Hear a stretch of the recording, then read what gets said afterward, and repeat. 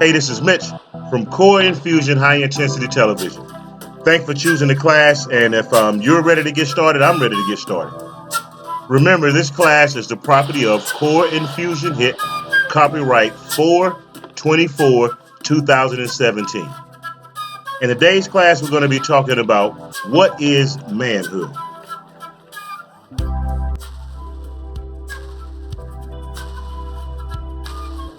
Now, before we get started, as always, I want you to get a piece of paper, and I want you to write down some things for me. First thing I want you to do is write down how you're feeling today physically. And by that, I mean if your arm's hurting, your legs hurting, if you have a headache, write down how you feel physically. I want you to also write down how you feel mentally.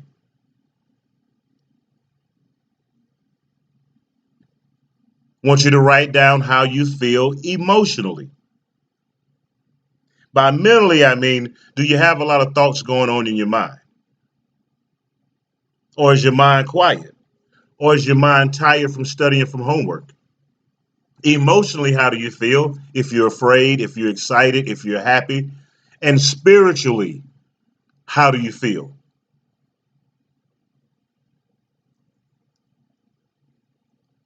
And while you're thinking about it and while you're writing it down, the reason I want you to do this is because these four things are going to determine how well you're able to listen today. If you're not feeling your best physically, if you're experiencing pain, or if you're sleepy or tired, your ability to listen just isn't going to be the same. The same thing if you aren't feeling as good emotionally. So I want you to write these things down so as you're listening to the class, you can remind yourself, hey, because I'm a little tired, I need to sit up and pay a little more attention. And I also want you to keep in mind when dealing with other people, if they're going through these same experiences, it may be hard for them to listen to you as well. Remember, today we're talking about manhood.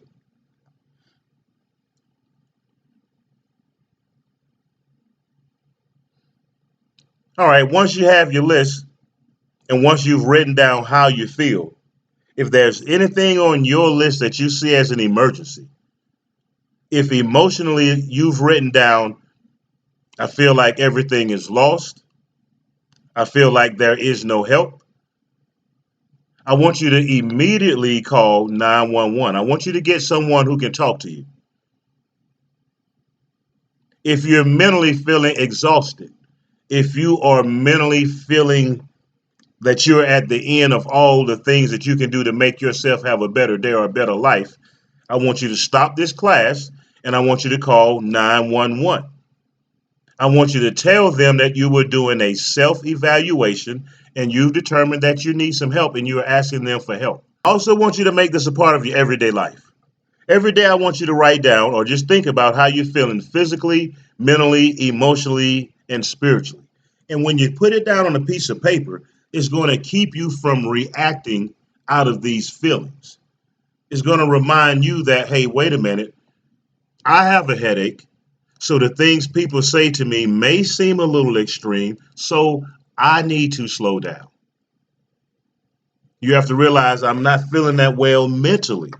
So when I get into work, I may have to delegate some of my work to somebody else. Writing these things down, putting them in front of you, gives you the opportunity to not act out of them.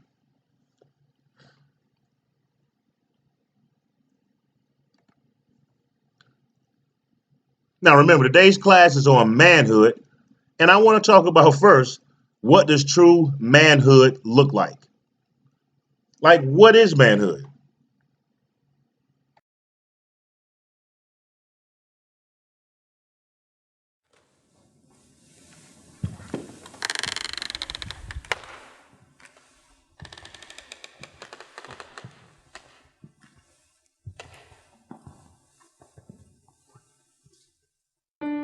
What does it mean to be a man? By God's power, man was created. His promise to this earth was stated. You see, defined in the Bible, manhood is a functional reality, not demonstrated in partiality, but in a man's full fulfillment of responsibility. Manhood, a concept so washed up by fake cologne, dressed up to the nines, bragging about how the ladies are so fine, all this big talk with no backbone. You see, what we learn on TV only helps us to get STDs, and at the end of the day, all we ever feel is alone. What is real manhood? Let me first tell you what it's not. It's not pornography, it's not profanity, it's not sexual harassment, it's not verbal abuse, it's not stealing, it's not lying. Manhood is not engaging in sexual promiscuity, making promises you can't keep, running away from the problems you've created, leaving them all unsolved in a heap. You see, in the 21st century, what has replaced true manhood is a shame. But really, we as men are the only ones to blame. You see, we'll hold to what we want, not ever trying to be nonchalant. We become so selfish to the point where we'll find a woman, start this thing, and act a childish to put on the ring. There's no commitment. We look to make love out of lust in the darkness where we walk, not realizing that we're walking down this road of destruction. Now, I know society teaches us that as men we can do our own thing, we can rely on our own strength, but the thing is, when we do that, we keep moving on so blindly. Now, saying this might be alarming, but no king was saved by the strength of his own army. What is real manhood? Real manhood is full subjugation to the will of God. Forget what society tells you. Let me just reiterate what the Bible tells you. The Bible says that real manhood is sacrifice and selfless love. It's loyal, courageous, tender, and trusting. You see, society teaches us that good boys are placed last, but let me just tell you, that's a stupid, sick joke from the past. And before you get on to me, let me tell you how it ought to be. You see, it was God, not man, who designed the blueprint for manhood. So just lay down your pride, and let's see how God exactly teaches us to treat the bride. To explain this, we have two men on opposite spectrums, both the works of God, yet one fully denied himself, while the other lived for himself. One let the Spirit of God lead him, while the other let the flesh lead him. In Adam, we have a man taking no responsibility and blaming his wife Eve for the apple which he ate. In Adam, we have a man showing no act of courage, valor, or stability, and because of sin, falling short of his true ability. But in Jesus, we have a man laying down his life, his fear, and his emotions. In Jesus, we have a man making the well-being of others his primary devotion. Real masculinity is growing out of sinful distortions and finding its true nature in a form of love, not self-assertion. But you see, as men in a state of denial, we forget our God-given duty because we're too busy stuck playing that game, Call of Duty. What is real manhood? If you want to know what it means to be a real man, don't look to me. Read your word and live it out. But just remember, in the heart of every true man's real masculinity is Jesus.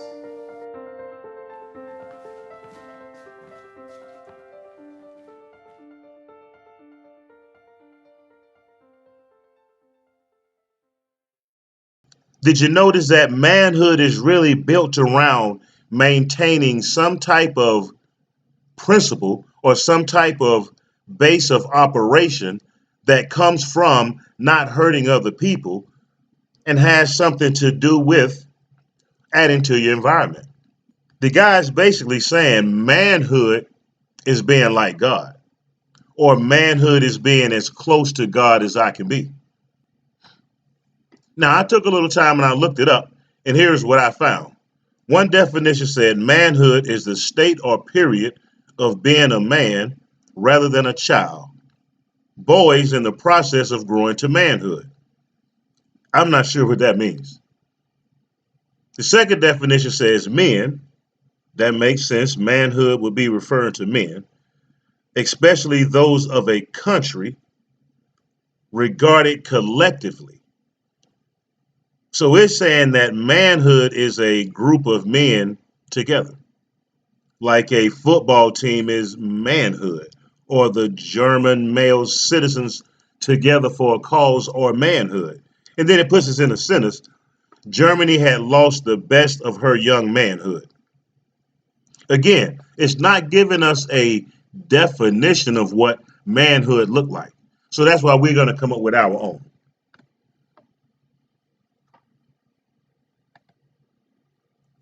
Here's what I would like for you to consider. Manhood is defined as having the skills, knowledge, and abilities to understand the world one lives in and to create positive, loving events within it. I'll read it again. Here's what I would like you to consider. Here's my definition of manhood. I believe manhood is defined as having the skills, knowledge, and abilities to understand the world that one lives in and to create positive, loving events within it. So in other words, in order to be a man, you got to understand what's going on around you.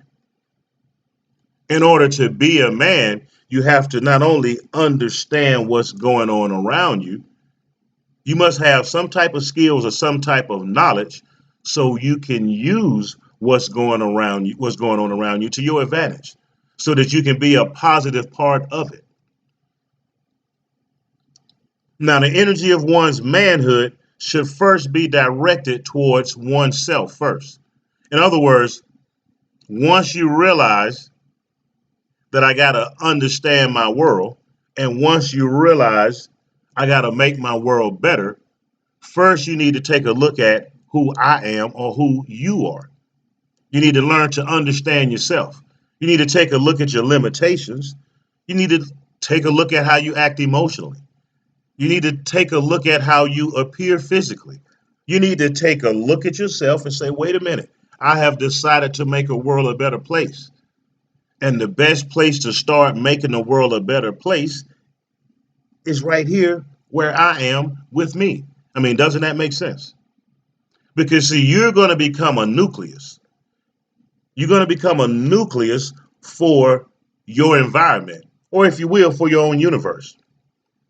So in order for you to, and a nucleus is the part of a cell that directs the operation of the cell. The nucleus is like the brain of a cell. It directs the chromosomes, it directs the cytoplasm, it directs the cell wall. The nucleus is the center of a cell. So you're going to become the nucleus in the center of your own cell. And your own cell is going to be your universe, your family, your community, and eventually your world. But in order to be a good nucleus, that's right, you got to assess and fix yourself first. So now, once you've learned to understand yourself, and once you now have started to improve yourself, then you can direct your energy towards the family. Then after that, you and your family can direct your energy towards the neighborhood. And after that, your neighborhood, through your efforts, can begin working on a world level to make a world a better place. So you understand now, manhood is defined as having the skills, knowledge, and abilities to understand the world that you live in and to create positive, loving events within it.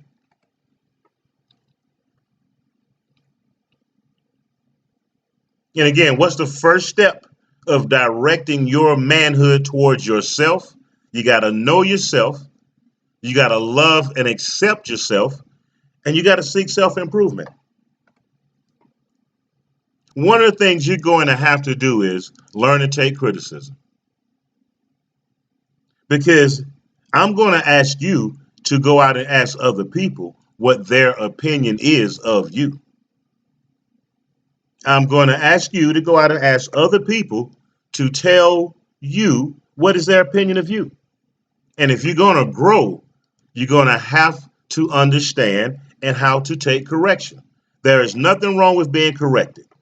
You can't change what you're not aware of. A wise man loves correction while a fool resents it.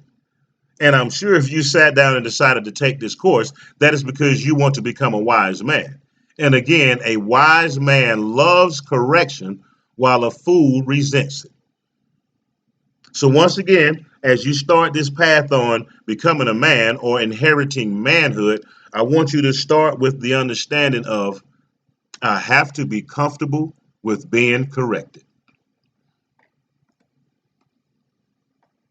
Now, remember earlier, I gave you my definition of manhood.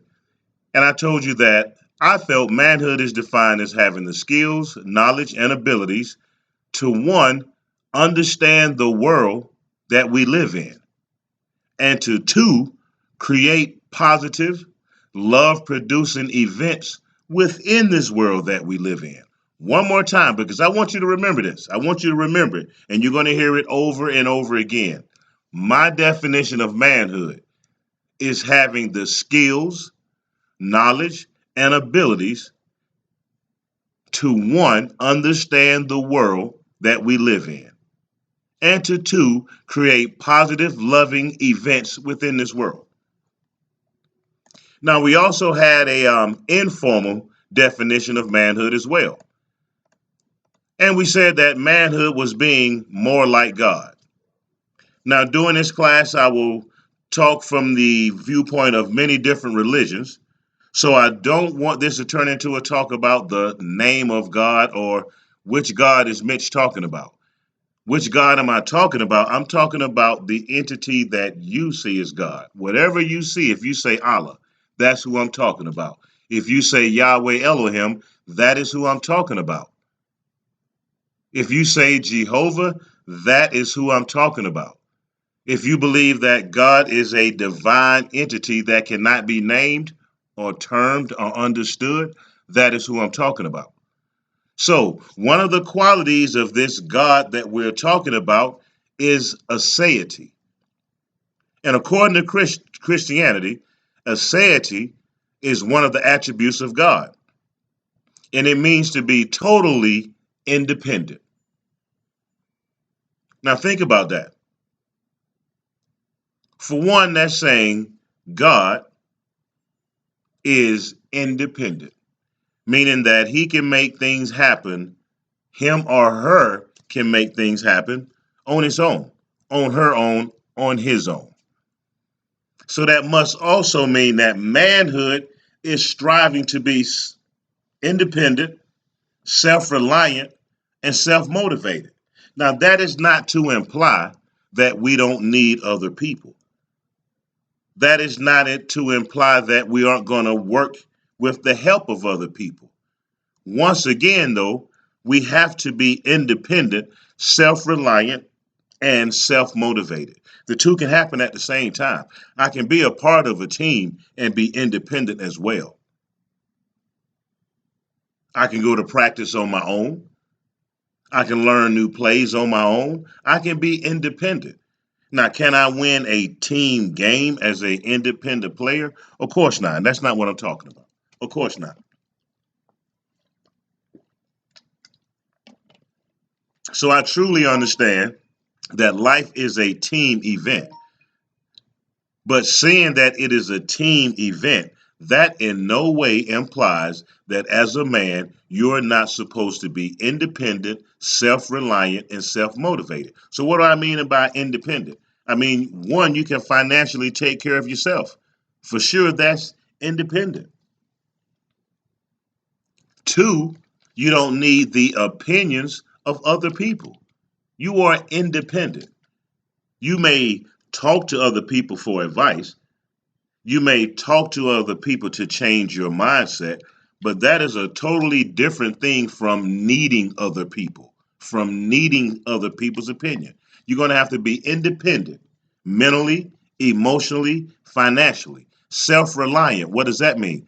That means that the things that you promise that you're going to do for yourself, that not only are you going to do them, but you're going to do them regardless of if there's punishment or reward. Self reliant. You don't need outside motivation once again to make you do what you said you were going to do. You don't need a threat of hell to do what's right. That's being self reliant. And you got to be self motivated. Now, what does that mean?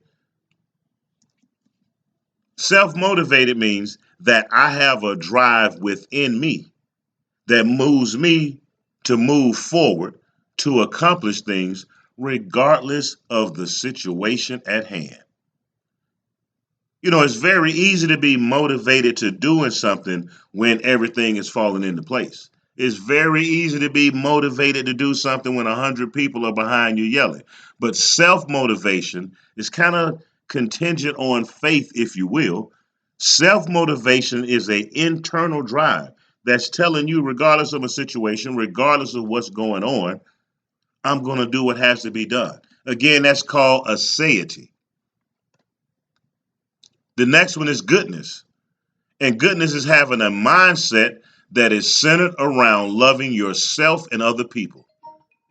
Goodness is also having a reputation of promoting peace, happiness, and well being. Now, let me ask you a question, especially about that last sentence. Is that the picture of manhood that has been given to you? I'll read it again. You can read it for yourself. It says, having a reputation of promoting peace, happiness, and well-being. Now, first, I want to ask you again, is that the picture that has been drawn for you of what a man is supposed to do? Now, let me ask you a more specific question. Is that the picture that has been painted for you of what a African American man or a black man is supposed to do, be, say, or show to prove manhood? Now, let me ask you a question. Whatever you've been told manhood is, as you look out of your window, as you think about the things that you've seen, is it producing peace, happiness, and well-being? Then that must not be manhood. Because earlier in the class, we agreed that manhood was being more like God. We also agreed that manhood was making peaceful events in one's world. So if what you've been shown out there, if it isn't producing these things and is producing the opposite of it, I would like you to consider that as being childhood. I would like you to consider that as being childish behavior. I would like you to take a few minutes and look at the way that you have been told that a man is supposed to act. And doesn't it sort of look like a bully on a playground? You're supposed to boss people around. You're supposed to not show emotions. You're supposed to not cry. You're supposed to not care. You're definitely not supposed to be happy. So think about it. What you've been told is manhood is actually childhood. From my point of view, anyway, it really looks like little children playing on the playground. But once again, in order to be a man, you got to show goodness. And what is goodness? Goodness is having a mindset that is centered around loving yourself and other people and having a reputation of promoting peace, happiness, and well-being. Now, throughout the rest of this course, we're going to have another class on how to love yourself. We're going to have a class on how to carefully, without hurting yourself, love other people. And then once you finish this course, you will be able to promote peace, promote happiness, and promote well-being. Let me ask you a question right now. What is your reputation right now? Would you say your reputation reflects a person who's moving on to manhood? Or would you say your reputation reflects a person who's being stagnant in childhood? Remember, part of being a man is also to know yourself and seek self-improvement. Remember, we're talking about the qualities of God as well. Must be a master of himself. So that's saying that God must know himself. God must know his strength. God must know his ability. I mean, think about it. How could God have created the heavens, created the earth, created you and I, created the law of magnetism, the law of gravity, created the energy of electricity without knowing his own skills, strength, knowledge, and abilities? And by no means do I want to bring the creator of all that is to the position of a mere man with man-like qualities, but I have to draw a picture for you. And the only thing that I have to draw a picture on that we've all seen is things that we've all seen. So that's what I have to talk about. So once again, God had to know himself to decide, I can create, I can do, I can make. The same with you. You have to become a master of yourself. What do I mean by that? I mean by not allowing your emotions to become the master of you. What do I mean by that? I mean not being motivated by anger. I mean, if you're too shy, not having to wait till you're totally upset before you speak the truth. Or if you're too emotional, you're getting upset and you're fighting because somebody, I don't know, let's say, called you out of your name. That's not manhood. That's not being a master of myself. That's allowing my emotions to master me. And when your emotions master you, let's go back a slide, you don't promote peace, happiness, or well being. So, again, you got to master yourself. And as we go through this course, we're going to teach you how to master yourself, how to be more like God, how to move into manhood. God also has veracity. That means habitual truthfulness. That means habitual truthfulness. And listen, if you're sitting there and you're saying to yourself, this is too hard to do, listen, young man, I wouldn't be asking you to do it if I didn't do it. I am a habitually truthful person. How do I keep telling the truth? Because I don't do things I'm going to have to lie about. And it's that easy. I'm going to let that marinate for a minute. It is that easy. How is it possible to tell the truth all the time? Very simple. Don't do things you're going to have to lie about. Don't do things to hurt other people. Those are probably the two main things you lie about anyway. Very easy. But again, we're talking about manhood. And again, I'm thinking you're sitting there going, wow, I got to tell the truth. Yes, you do. But I want you to understand that once you display the characters of a man, and once you become more like God, you also receive the blessings of being a God-like man. Once you see the rewards of being truthful, it also becomes easy. Once you see the beautiful relationships that you produce, it becomes easy to become truthful. It's not a task. Yeah, it seems like a task to you now because you're kind of motivated to do some different things. And listen, I understand. I understand. I wouldn't be talking to you, young man, if I hadn't been where you are and who you are at one time. I would not be talking to you.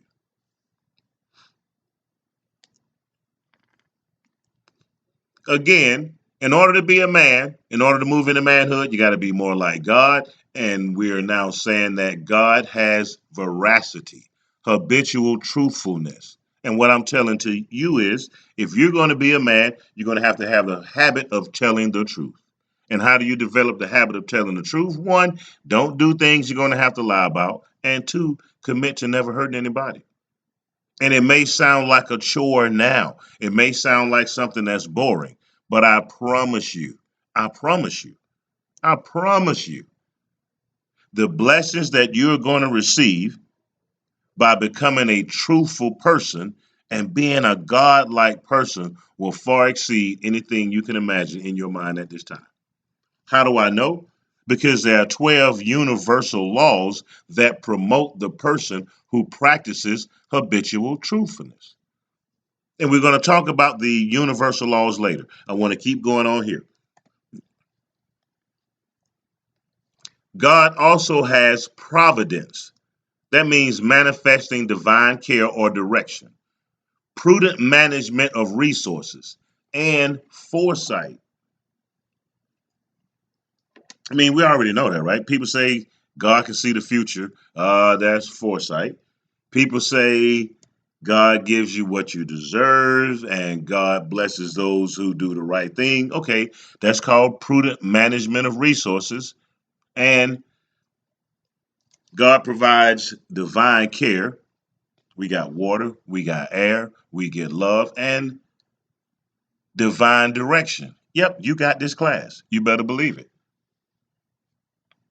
So, as a man, that's the same thing you're going to have to do. You're going to have foresight. What does that mean? That means you're going to have the ability to sit down and go, not only do I understand my world today, as I put one and two together, I realize it doesn't equal three. But I can see that one plus two has a synergistic effect. And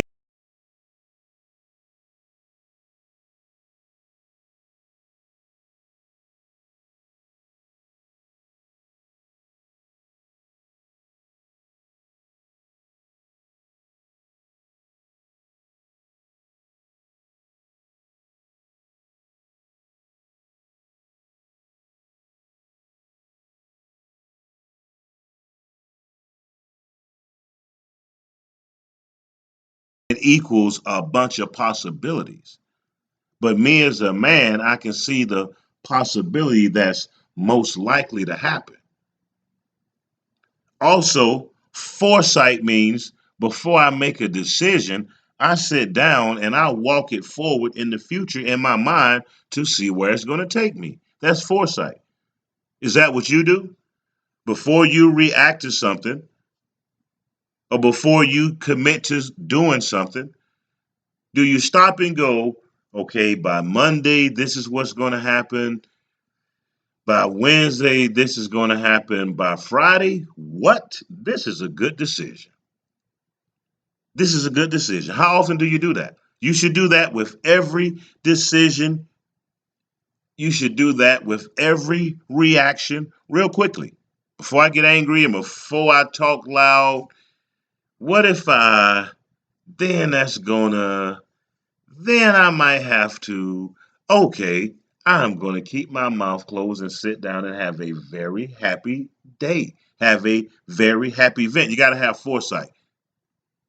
As you become older as a man and you're raising your children, you're going to also have to have foresight to provide direction for your children. I want you to make a promise to me right now as you're listening to this. I want you to make a promise that you will not direct your child the same way your parents directed you or with the same information that I'm giving you. Why is that? Because the information that I'm giving you and what your parents were teaching you was only relevant for that time and relevant for you.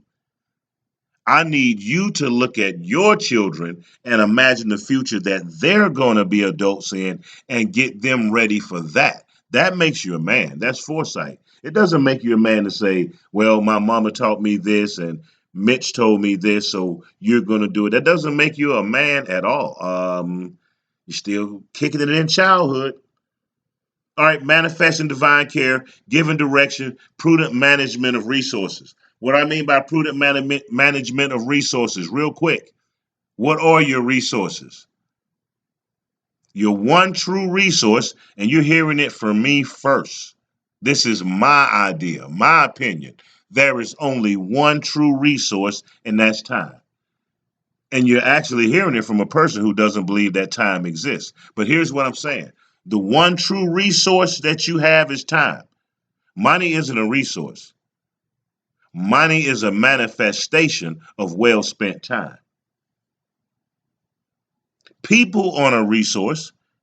Good people are the manifestation of well spent time. So if you worry about how you manage your time, automatically that includes how you manage your money. If you worry about how you manage your time, and what do I mean by prudent management of time? Well, one, you don't waste it. One, you don't waste it. Everything that you're doing, you should ask yourself, how is this bringing me peace, love, life, money, something? What is this doing for me? What is this doing for me? Prudent management of your one resource, and that's time.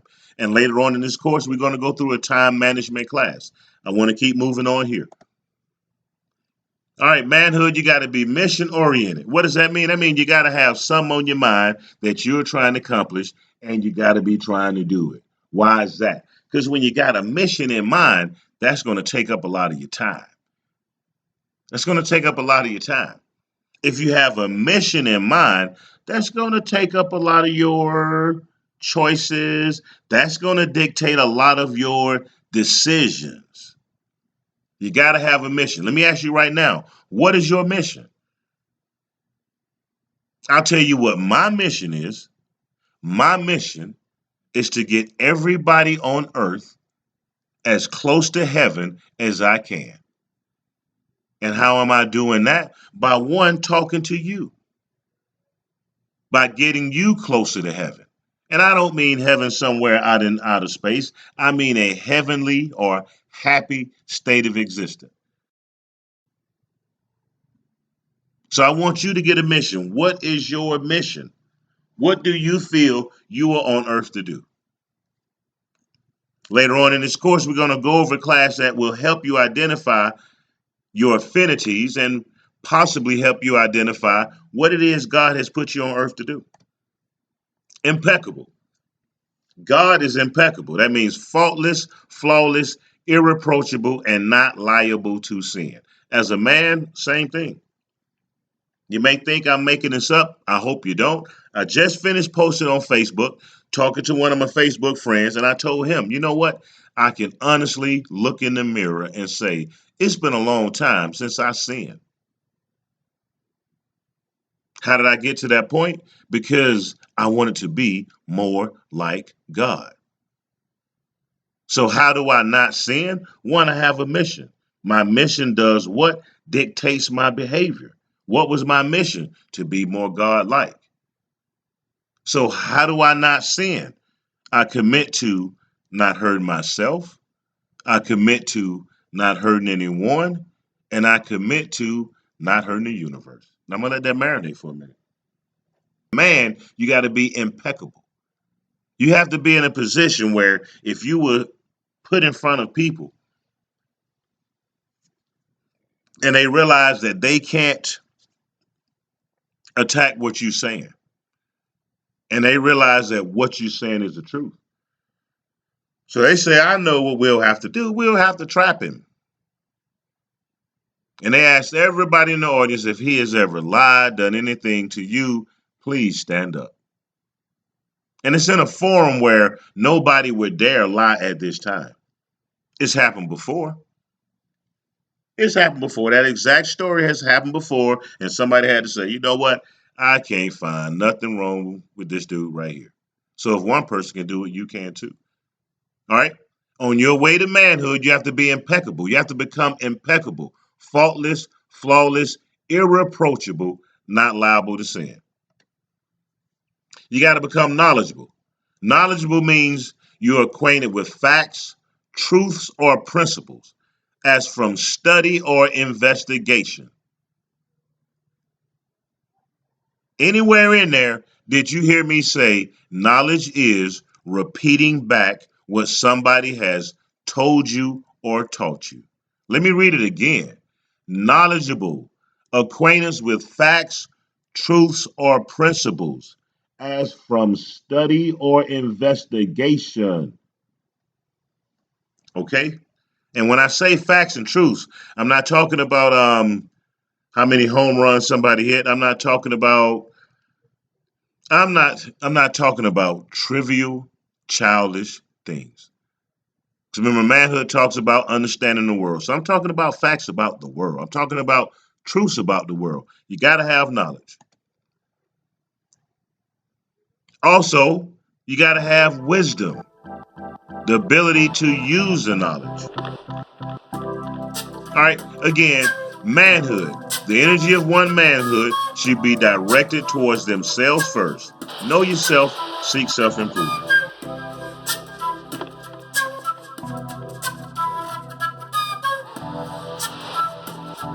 Now, remember, I told you there's going to be an evaluation, and the evaluation is going to be on your character. I need you to go to my website. It's at www.coreinfusion.blogspot.com. I need you to click on the African American Male Mentoring Program. Then click where it says forms, and you see the form that says self-evaluation form.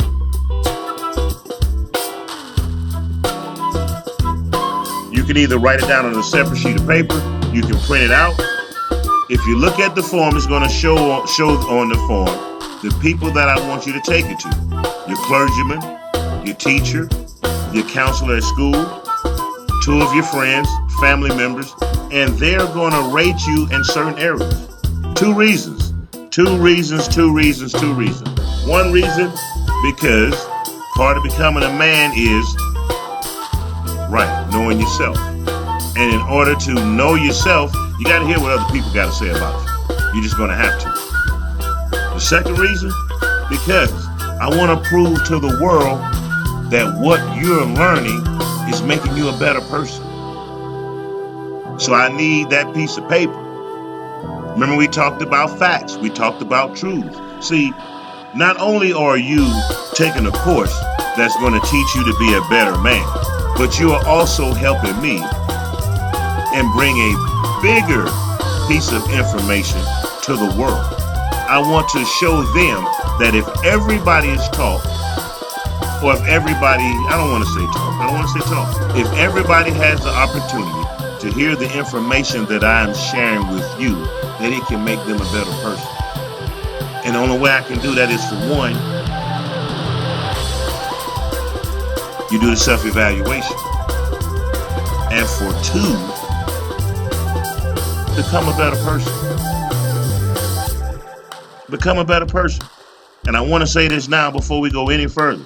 If you don't become a better person, it is not because Mitch did not give you the tools. And the only other person involved in our relationship is you. It's just me and you. You and I. And I know for sure that the information that I am sharing with you has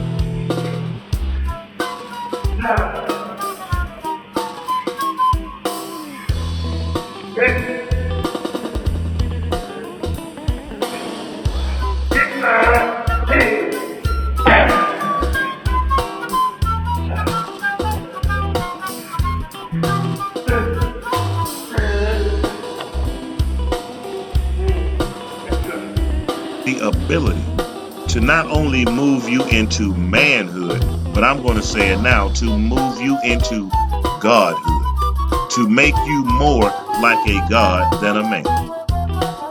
And I don't mean it in a proud way. I mean it in a very humble way. I don't mean a proud God walking around on earth telling other people what to do. And if that's what you think God does, you have the wrong idea of God, or you are serving the wrong God.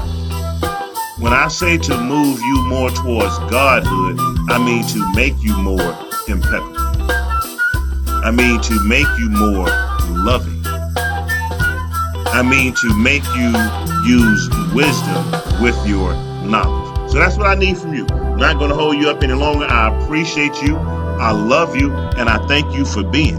And I look forward to hearing from you. I look forward to seeing the man that you're going to be. Once again, peace, love, and light. Don't forget the form. Don't forget the form. As we go through the class, I'm going to tell you what to do with it. I need you to take it to those people. Peace, love, and light.